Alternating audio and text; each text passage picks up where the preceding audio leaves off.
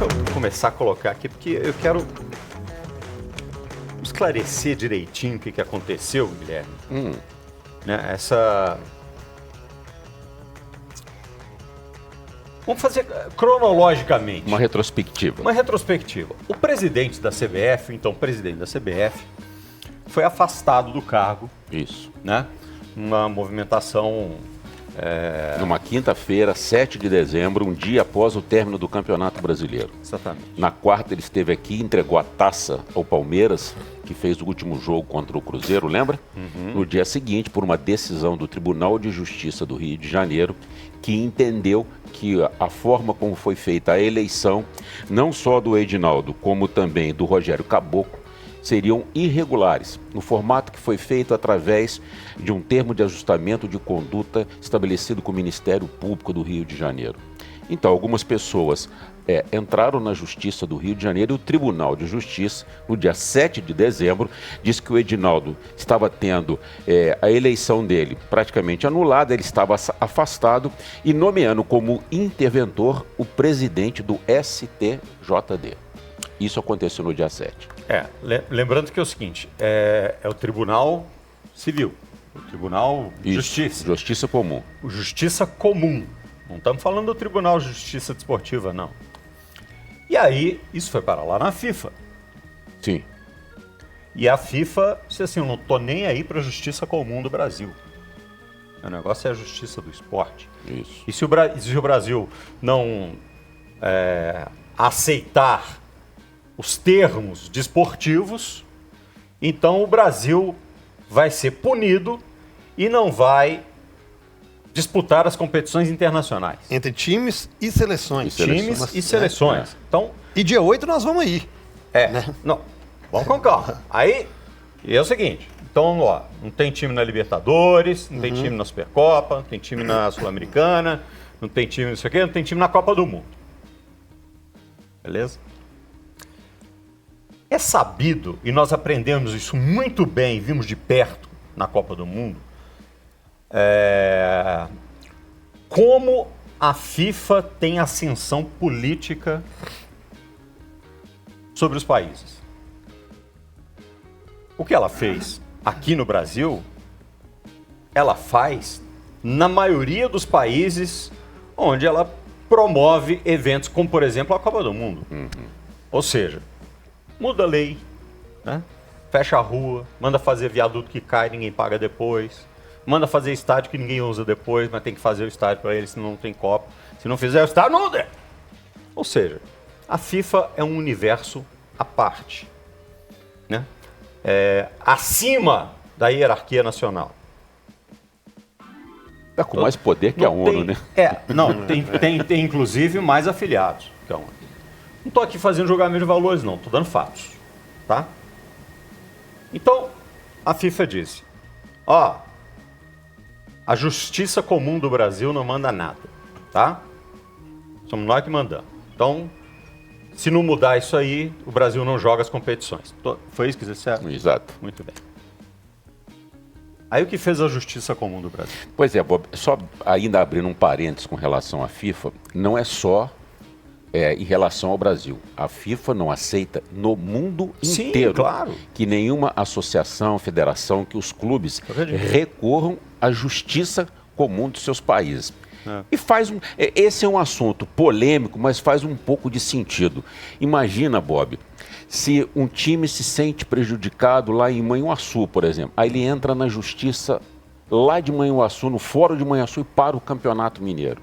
Então, a FIFA há muitos anos, isso é um outro assunto extremamente complexo que a gente debate numa outra oportunidade. A menos que, me desculpa só fazer o parênteses, que o que esteja acontecendo seja um crime contra a justiça comum. Aí não tem a ver com o time de futebol, cara. É criminoso, tem que ir preso. Pois é, mas tem assim, a gente estava conversando com o Varley antes do programa, teve o caso do América, por exemplo, na década de 90, lembra? Que o América não concordou com o rebaixamento, entrou na justiça, o América ficou afastado das competições nacionais durante muito tempo. Enfim, a FIFA, ela tem essa restrição. Então, quando agora no Brasil foi decidido pela Justiça Comum, Tribunal de Justiça do Rio de Janeiro, o afastamento do presidente Edinaldo, a FIFA mandou uma carta para o Brasil dizendo: o que vocês estão fazendo não está dentro do que a FIFA determina para o futebol mundial. Dia 8 de janeiro nós estaremos aí no Brasil junto com o pessoal da Conmebol. Me parece que não foi um aviso só, teriam chegado 3 cartas. O Varley é instrutor da FIFA, ele pode nos ajudar com uma situação ou outra nessa área. E aí, ô Bob, na semana passada, o PCdoB, o partido político, ingressou no STF pedindo para que o ministro Gilmar Mendes analisasse a situação diante de todos os riscos que o futebol brasileiro estava correndo. Aonde tem hoje uma grande indignação de vários colegas nossos, entre eles o PVC, é que no ano passado o escritório do filho do Gilmar Mendes foi contratado pelo senhor Edinaldo para que ele normalizasse algumas licenças que o futebol brasileiro precisava em função dos nossos profissionais trabalharem também no exterior. E aí é onde o PVC bate. Isso aí tem um conflito enorme de interesse.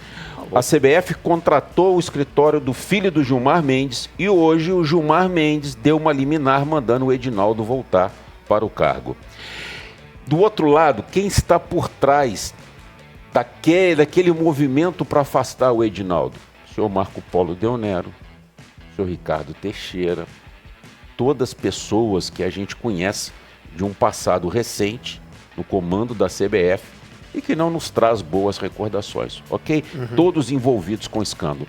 Então, Bob, é um assunto extremamente delicado. Só lembrando, Gui, que difícil, o contrato viu? da CBF com o filho do Gilmar Mendes foi feito na gestão do Edinaldo. Do Edinaldo.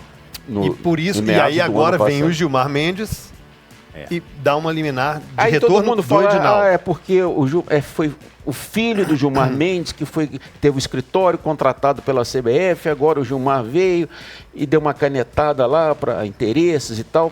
Enfim, é uma série de situações extremamente delicadas. Eu acho assim, o futebol brasileiro passa por um momento muito sensível. Em 6º lugar nas eliminatórias da Copa do Mundo, sem treinador, com uma confusão interna nos bastidores enorme, uma disputa de poder. Eu acho que é um momento muito delicado, Bob. Então. Muito. E agora o Bob, tô vendo o que ele está pensando. O que acontece é o seguinte, onde é que fica a minha preocupação? Eu acho que deve ficar a sua preocupação também. Quando essas coisas se misturam, quando essas coisas se confundem, quando esses universos colidem por interesses comuns a quem está desenvolvendo esse processo, né? Então, eu acho isso muito perigoso, porque deixa-se de se tratar questões importantíssimas, no cerne do bem-estar da nação, para se tratar de se o Edinaldo pode ser presidente ou não pode ser presidente, se ele é competente, se ele não é competente. Os fóruns estão se confundindo, estão se misturando, e isso é muito perigoso, na minha opinião. Mas aí, como eu falava, dia 8 de janeiro, a FIFA e a Conmebol vêm aqui acompanhar todo esse processo. Claro que não tinha até então o Gilmar Mendes recolocado o Edinaldo como presidente através de uma liminar da CBF. Mas e essa preocupação dessas sanções? E aqui o professor vai enumerar um mundo delas e o quanto impactaria isso na economia e no futebol, na vida dos atletas. Nós também estamos correndo contra o tempo, Bob. Que ao mesmo tempo existe um interesse político daí e eu não sei usar o adjetivo, que talvez eu possa até me equivocar, então eu prefiro me abster. Nós temos essas sanções de times que vão disputar Libertadores, Sul-Americanas, Pré-Olímpica e por aí vai. Nós estamos correndo contra o tempo também. E aí?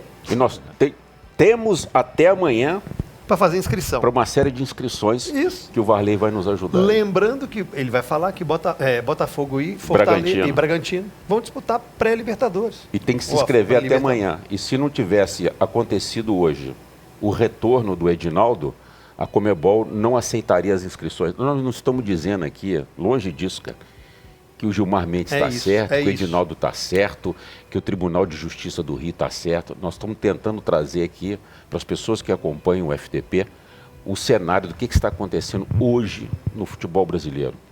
É claro que a gente não concorda, a gente queria que tudo fosse resolvido da forma mais harmônica e principalmente da forma mais limpa, honesta e digna. Infelizmente, no nosso país, tudo está muito difícil nesse sentido. E chegou na CBF. Por que tem essa disputa dentro da CBF? Porque a CBF é um cofre abarrotado de dinheiro.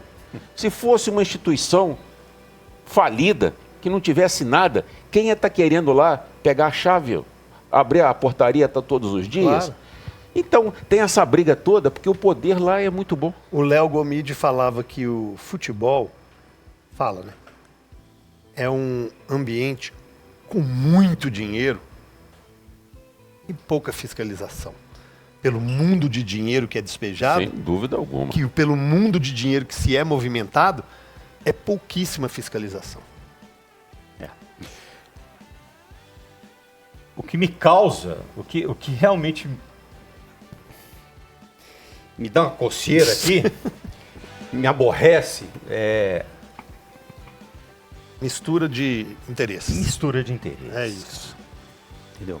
Mistura de interesses. Isso aí... Enfim, agora você está a par de tudo que aconteceu, né? E aí, o que você acha?